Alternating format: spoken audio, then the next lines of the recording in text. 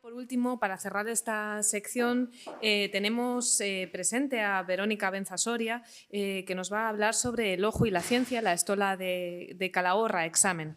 Es investigadora postdoctoral Ramón y Cajal de la Universidad Complutense de Madrid. Antes fue contratada postdoctoral Juan de la Cierva en el CSIC, así como profesora asociada en la Universidad Autónoma de Barcelona.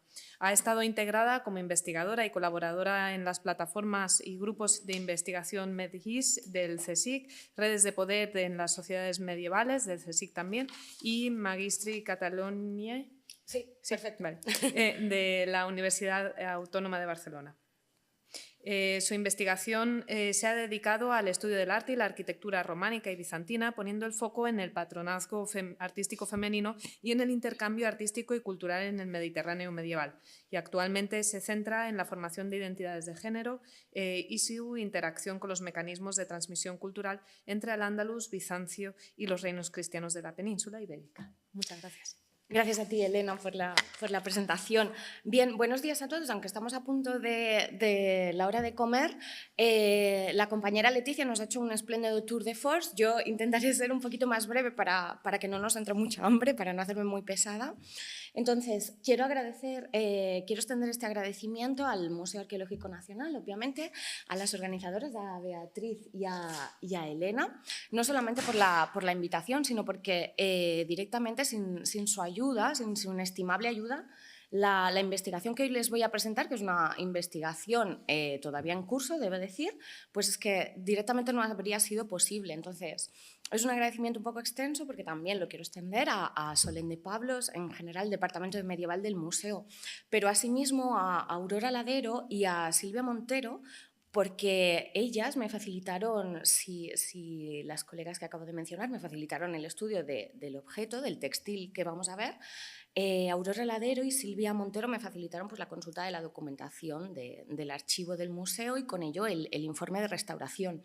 Y con esto ahora entraría directamente en la presentación, pero antes de ello es que quiero tomarme 20-30 segundos para hacer un alegato a favor de la interdisciplinariedad, porque siempre hablamos de lo importante que es compaginar la investigación que llevamos a cabo en el ámbito de la universidad, incluso en el CSIC, ¿no? en los institutos de investigación, con la investigación que se lleva a cabo en los museos. Pues bien, Bárbara Culubret me acaba de dar la alegría de mi vida hace apenas media hora, 30 minutos, porque me ha facilitado unos análisis científicos que yo hoy les iba a presentar unas ideas que sin el apoyo o el respaldo de los correspondientes análisis científicos, ustedes podrían haber hecho un acto de fe, creerme más o menos, porque evidentemente yo lo que les voy a exponer viene de estudios comparativos, pero ella me ha dado una información que después les voy a desarrollar, que es fundamental para dar más verosimilitud a las conclusiones preliminares que yo les iba a contar. Entonces, gracias. Hago mi extensible, por tanto, también mi agradecimiento a ella. Pues bien, esta investigación que hoy les presento, en realidad se enmarcó, como decía Elena, antes de mi postdoc actual, disfruté de un postdoc con Juan de la Cierva en el CSIC y, sobre todo, lo más importante es que fue en el marco del proyecto liderado por la doctora Teresa Martín, el proyecto al que hacía referencia esta mañana mi compañera Alicia, que es el proyecto El Tesoro Medieval Hispano en su contexto, conexiones, colecciones y representaciones en la península ibérica y más allá. Como parte de dicho proyecto, mi labor, digamos, consistía en investigar el amplio corpus de objetos bizantinos medievales, y sí, digo amplio corpus porque no estamos tan familiarizados, porque los estudios bizantinos en España no han tenido la misma recepción que otro tipo de disciplinas o de estudios, pero conservamos bastantes, pero no todos ellos, sino aquellos que procedían de tesoros eclesiásticos, que es el aspecto en el que incidía o en el que se centraba el proyecto. Entonces, entre los siglos XI y XIII, la península ibérica se convirtió en un escenario privilegiado de intercambio artístico entre diversas culturas. Esto es algo que todos sabemos. Lo importante es que estas relaciones de intercambio, además, jugaron un papel crucial en la producción de textiles, porque hoy nos vamos a centrar en un fragmento textil, concebidos con multitud de funciones, pero también concebidos como prendas de indumentaria eclesiástica. A menudo, reconstruir la historia de estos textiles pasa por entender cómo al margen de su función original y de su contexto de producción, fueron objeto de una larga vida. Comentaban también los compañeros esta mañana la cuestión de la biografía o la larga vida de los objetos, y muchas veces fueron constantemente fragmentados y reutilizados en escenarios y espacios distintos para los que originalmente fueron concebidos.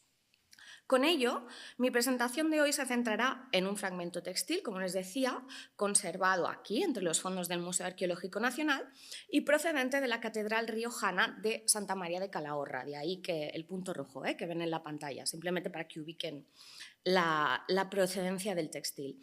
Este textil se integra en un grupo de tejidos que trascienden las divisiones culturales convencionales y que, más que etiquetarlos como de origen bizantino u origen islámico, deberían ser categorizados como objetos textiles transculturales.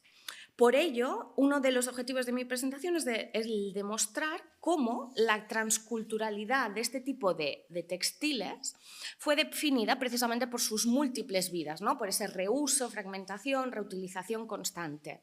Es decir, por cada una de esas ocasiones en las que fueron transformados y reutilizados. Esta mañana teníamos un pequeño taste de ello. Yo les muestro algunas fotografías del equipo de la doctora Martín trabajando. Era un equipo bastante amplio. Como pueden ver, de hecho, aparece también el doctor Ignacio Montero. En dicho proyecto, además, colaboraban más compañeros que se ocupaban de otras labores y que no les enseño, pero lo importante es que el eje fundamental de ese proyecto de investigación nos invitaba a reflexionar sobre los objetos tesaurizados procedentes de tesoros eclesiásticos, pero aquí viene una de las cuestiones importantes, atendiendo a su materialidad, ¿sí? A la caracterización material. Con frecuencia, estos objetos y textiles se presentan hoy descontextualizados o recontextualizados. La documentación que atesora información sobre los mismos, sobre esos objetos o textiles, a menudo nos encontramos que es ambigua o es escasa. Por eso, en mi investigación en torno a este fragmento textil del que les voy a hablar, he explorado diversas vías de aproximación al objeto. En este proceso he tenido que contrastar, por ejemplo, los datos proporcionados por la evidencia documental con los indicios que se pueden inferir de la propia evidencia material, es decir, del objeto en sí mismo, en concreto, ¿no? Pues de las características formales del textil, como su contenido textual y visual, su estilo, los materiales con que se confeccionó y las distintas técnicas de ejecución del tejido y de su decoración. Bien, para profundizar en los aspectos materiales, pude estudiar el textil, gracias, como les decía al principio, a la generosidad de las colegas del Museo Arqueológico Nacional, con microscopio digital y con luz ultravioleta. Se trata de dos herramientas que, normalmente, para evitar procedimientos como la extracción de muestras, ¿no? Ya hemos visto lo problemático que eso es, ¿no? Nos exponía la compañera desde un punto de vista de la conservación, pues este tipo de herramientas permiten llevar a cabo una observación que, a falta de otro tipo de análisis, pues de fibras, tintes, etcétera, que sí requieren, ¿no? Pues esa pequeña extracción de micromuestras, aún así nos proporcionan información muy valiosa. De hecho, el estado de conservación del fragmento, aquí lo ven, era tan frágil que hace solo unos años el equipo de restauradoras del museo se vio la necesidad de instalar y fijar el textil en un soporte rígido, en concreto una especie de passepartout de lino neutro. Bien, el fragmento textil en su estado actual consiste en una banda rectangular de color azul y muy estrecha, cosida en uno de los extremos a un remate de formato trapezoidal.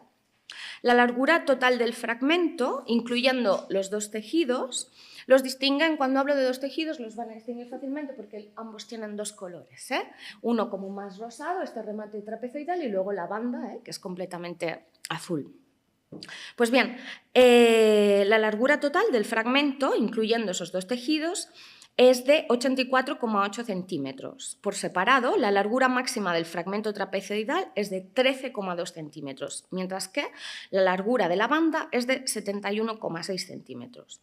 La anchura mínima del remate trapezoidal en el borde superior es de 6,2 y la anchura máxima en el límite inferior es de 8,8, mientras que la anchura máxima de la banda, de la tira azul, es de 5,8 centímetros. Normalmente no los aburriría ni se me ocurriría aburrirlos con la recitación de las medidas, pero verán que en este caso es importante, ¿eh? Los bordes de la banda rectangular azul se bordaron además con un sencillo enmarque recto que continúa ininterrumpidamente a lo largo de todo el perímetro exterior del remate trapezoidal. Esto es importante porque, al margen de la identidad de los motivos decorativos que comparten los dos tejidos, es decir, a nivel puramente formal veríamos que hay una identidad, ¿no?, entre la decoración de la banda y la decoración del remate, pero el hecho de que el bordado continúe precisamente de manera ininterrumpida nos indica que ambos fueron unidos originalmente para confeccionar una prenda. La forma del fragmento evoca la forma que en la tradición occidental adoptaban dos tipos de prendas propias de la indumentaria eclesiástica. En concreto, no sé en cuán medida están o no familiarizados con las prendas de la indumentaria eclesiástica. La forma de muchas de ellas de la Edad Media es la misma forma que tienen hoy en día. Por eso, en este caso, la forma remite a la forma que habitualmente tenían los llamados manípulos y las estolas, que habitualmente eran esas prendas que presentaban este tipo de remates, pues, triangulares o trapezoidales. El fragmento se decoró con una serie de motivos vegetales y además con un conjunto de cruces griegas dispuestas a lo largo de la banda rectangular y dos figuras nimbadas que les voy a mostrar en un segundo. Estas figuras están flanqueadas por una serie de inscripciones en griego. Ahora mismo sí que tienen que hacer un acto de fe, porque me van a decir aquí yo no veo ninguna inscripción en griego, luego van a ver que sí. Y bien, antes de mi investigación, el estudio más reciente de este fragmento textil había sido llevado a cabo por el profesor Manuel Castiñeiras, como parte, en su caso, de una investigación más amplia sobre objetos bizantinos que procedían de la Catedral de Calahorra. En función de los atributos iconográficos de estas figuras, el profesor Castiñeiras identificó a los dos personajes como los apóstoles San Juan y San Pedro, respectivamente. El profesor Castiñeiras, al que conozco particularmente bien porque fue mi director de tesis, debo decirles además que es un experto iconógrafo. Por eso, sus observaciones extraídas a partir de este tipo de análisis más formal e iconográfico, de entrada tenemos que tenerlas como sugestivas, ¿eh? Luego vamos a ver si la investigación complementaria que yo he ido desarrollando contradice o todo lo contrario, ¿no? Viene a confirmar, pues, esas observaciones que hizo en su momento. Dos datos más aportados por el profesor Castiñeiras que también vamos a ver si podemos contrastar o no. Él aducía que precisamente la presencia de esos elementos griegos indicaba que el fragmento originalmente había sido un epitragelion. ¿Qué es esto del epitragelion? Muy rápidamente, el epitragelion vendría a ser el equivalente, para decirlo muy generalmente, de la estola en la tradición bizantina, es decir, en la tradición de la liturgia ortodoxa. ¿De acuerdo? También que por la presencia de estos elementos griegos, ¿no?, las cruces griegas y esas inscripciones, seguramente había sido tejido por un taller bizantino.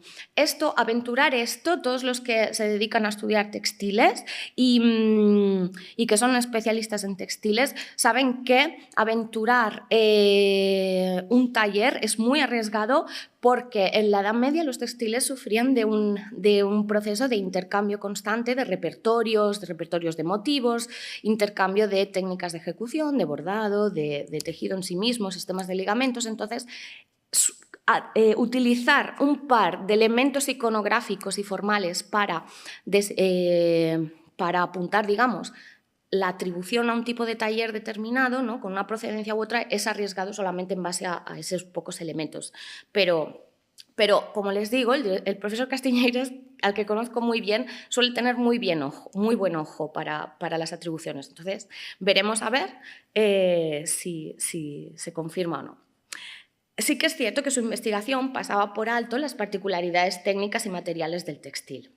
Bien, en lo que respecta a la caracterización técnica, en cuanto al tejido, mi propia investigación me permitió concluir que se trataba de un tejido de seda. Concluir también es muy aventurado porque sin poder realizar un examen de fibras, lo máximo que podemos advertir es que, visto al microscopio digital, observamos una brillantez, una especie de reflejo que sí que es muy característico de este tipo de fibra de la seda. En cualquier caso, parece seda y las compañeras del equipo de restauración del museo así lo confirmaban. Entonces, un tejido de seda, en concreto una sarga de 3-1, es decir, un tipo de es un tipo de sarga que sería un sistema de ligamento en el que 3 hilos de la trama pasan por encima de la urdimbre y solo un hilo de urdimbre pasa por encima de los hilos de trama. Por eso hace esta forma un poco característica, como si fuera diagonal. Bien, el hilo de urdimbre, como ven en la pantalla, es un hilo azul casi sin torsión y el hilo de trama es también un hilo azul casi sin torsión.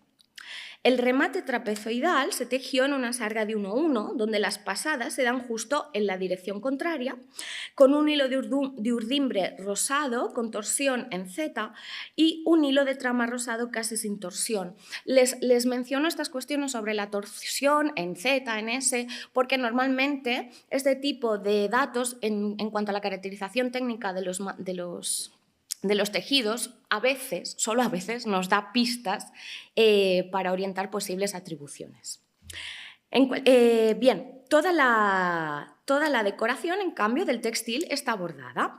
Para el bordado se recurrió al punto de cordoncillo empleando hilos de seda también de color verde, marrón y amarillo oscuro, también casi sin torsión, para perfilar los contornos. Y para los rellenos bordados, el mismo punto de cordoncillo, empleando otro hilo de ocre de color ocre, y color azul de seda y también sin mucha torsión. Bien, en la decoración bordada, los hilos de seda se combinan con hilos metálicos bordados a hilos tendidos. Los hilos metálicos están formados por finísimas láminas de plata arrolladas, lo van a ver aquí mejor, arrolladas a un hilo de seda amarillo con una torsión en S. Los hilos metálicos se sujetan además al tejido de base con pequeñas puntadas dadas con un hilo de seda con los mismos tonos ocres.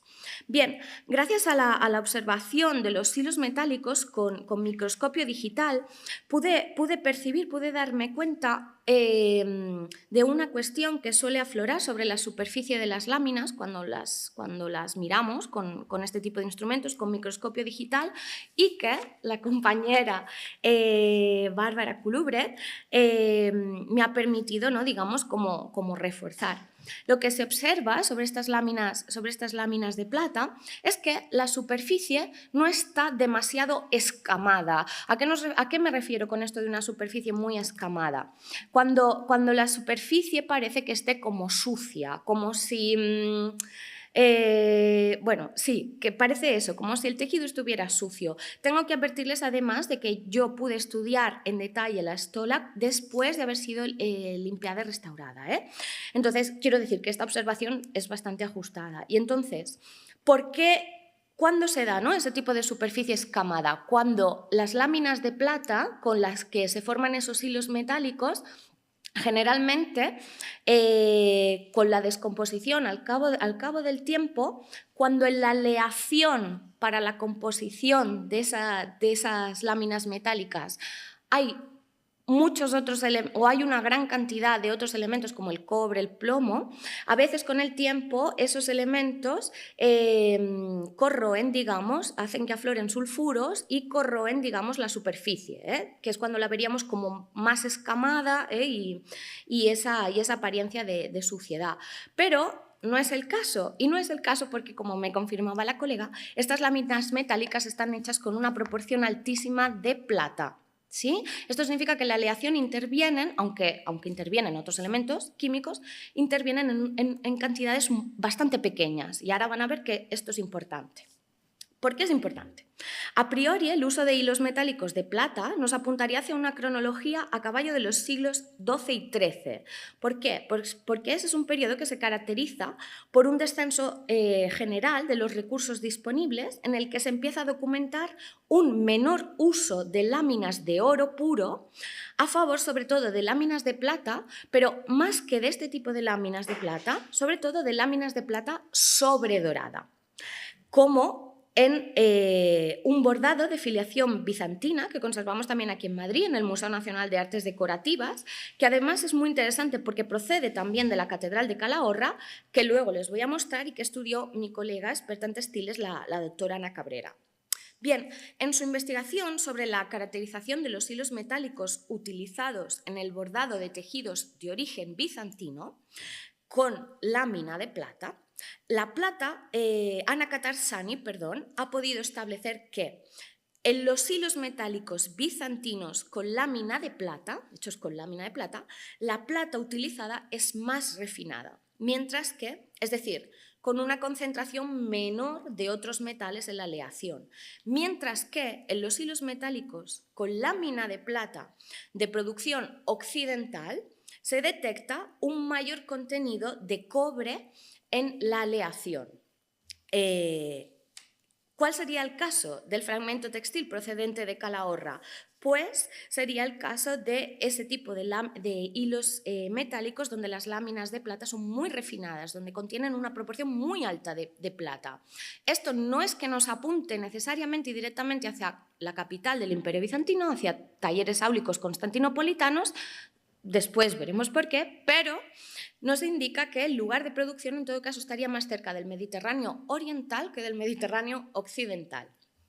Bien, en cuanto a los tintes empleados, hasta el momento nos han llevado a cabo análisis, ese tipo de análisis de tintes. Esto es lógico porque ya les he dicho que la pieza estaba en un estado de conservación muy frágil y los análisis de tintes evidentemente también requieren la extracción de micro muestras. No obstante, como les decía, estoy muy agradecida a la restauradora Silvia Montero por autorizarme a consultar el informe de la restauración del textil, porque un examen muy minucioso del textil mostró que los tintes habían sufrido un proceso de fotooxidación.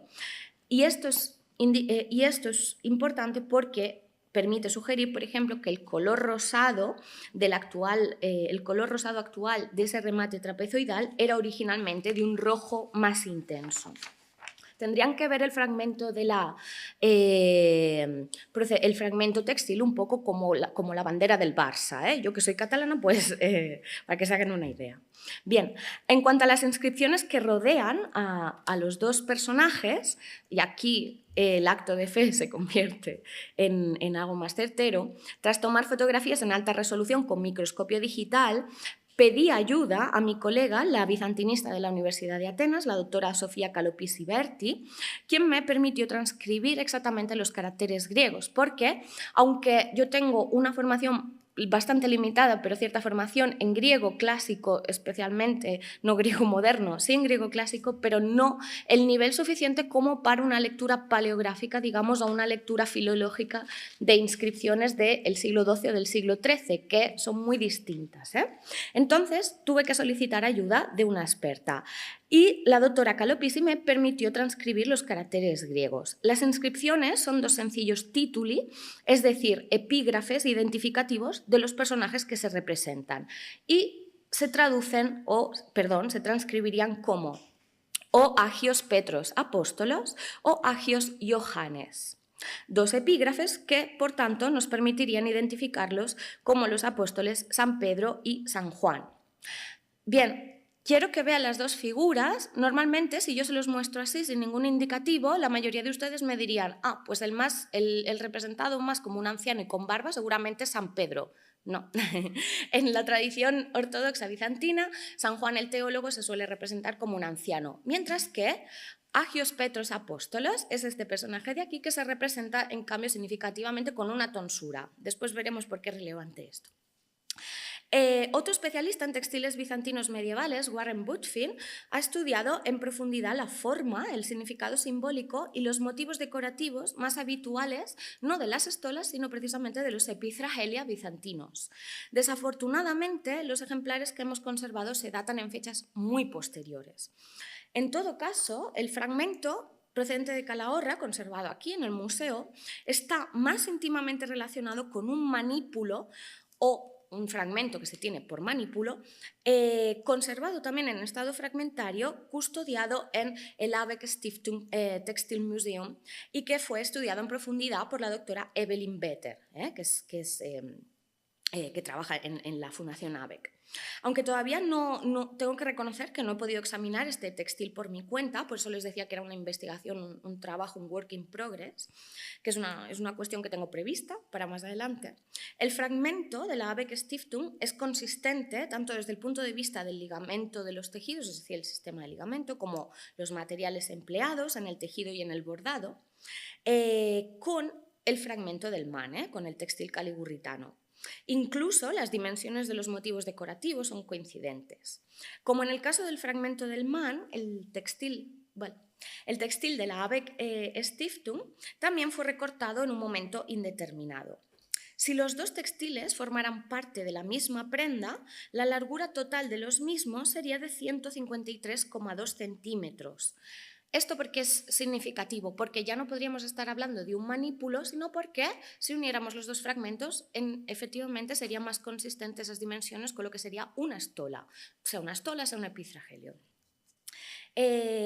Muy rápidamente, el fragmento de la Abeck es, como les decía, consistente también desde el punto de vista de la forma y de la decoración.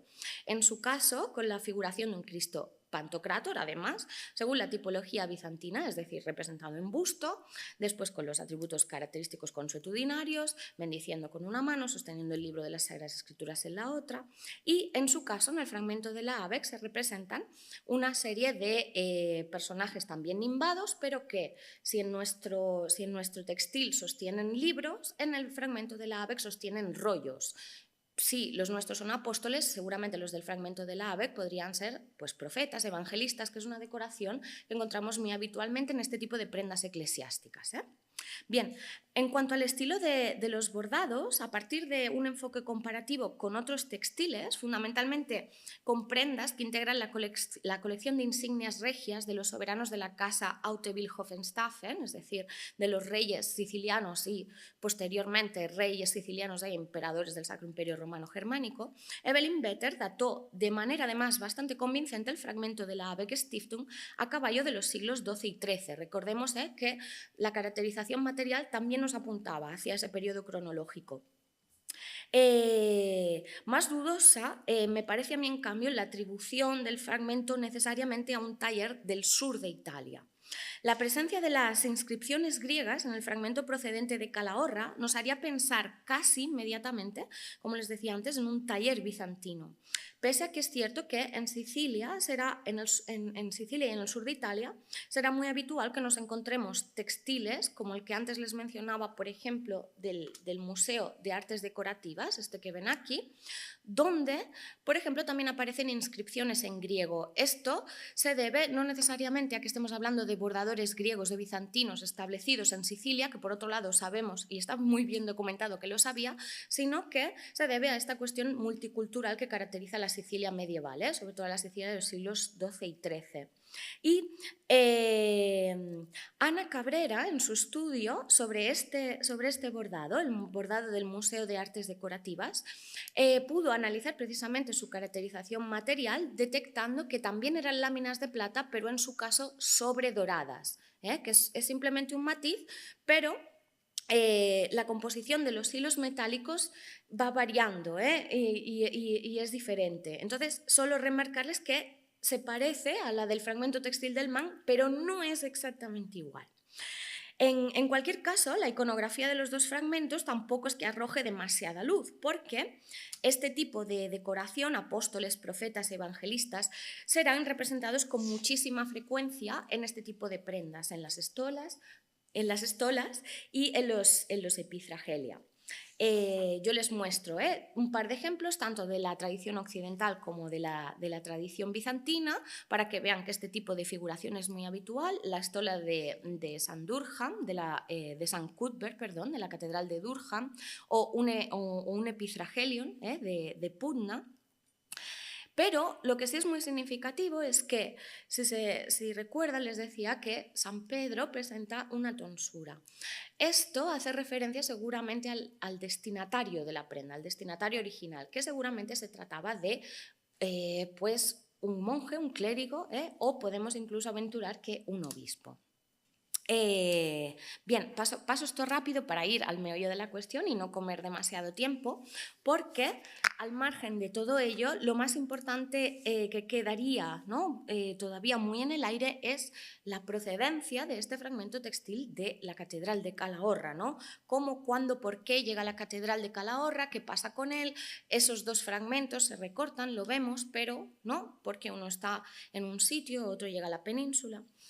Cuando comencé mi investigación, contacté con el canónigo archivero de la Catedral de Calahorra, don Ángel Ortega, a quien le estoy profundamente agradecida por haberme ayudado, ¿no? Pues a trabajar allí en el archivo y consultar la documentación.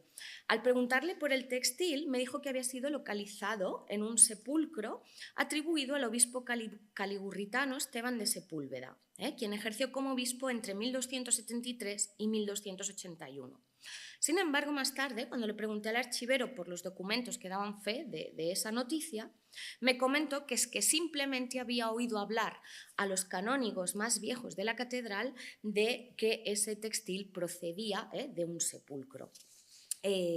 Lo que me comentó es que esos canónigos, sin embargo, eran los que habían estado presentes en el momento en que, en 1957, la Catedral de Calahorra vende o concierta la adquisición del textil con el Museo Arqueológico Nacional.